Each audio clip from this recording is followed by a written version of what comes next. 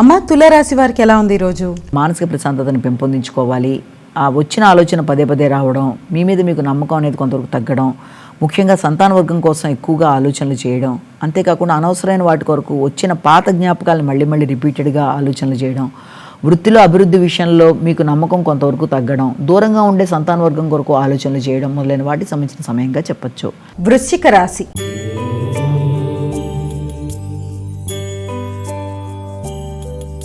అమ్మ, వృశ్చిక రాశి వారికి ఎలా ఉంది ఈరోజు? డ్రైవింగ్ చేసేప్పుడు తగిన జాగ్రత్తలతో ముందుకు వెళ్ళాలి. స్థిరాస్తుల గురించి ఆలోచనలు అనేవి అధికం చేస్తారు.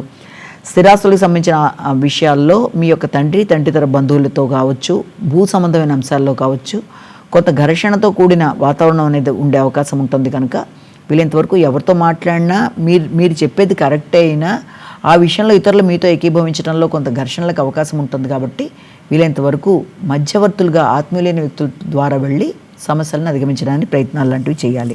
ధనస్సు రాశి.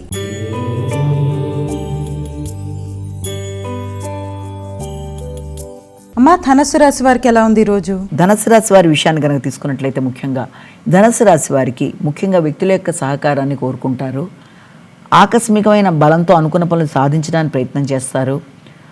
ఆత్మీయుల కొరకు లేకపోతే మీ యొక్క అలవాట్ల కొరకు ధనాన్ని ఖర్చు పెట్టడానికి ప్రయత్నం చేస్తారు. ఆత్మీయులైన స్నేహితుల కొరకు ఖర్చు పెట్టడానికి ప్రయత్నం చేస్తారు. ముందుగా అనుకున్న సమయంలో అనుకున్న పని సాధించడానికి అధికంగా ప్రయాసపడతారు.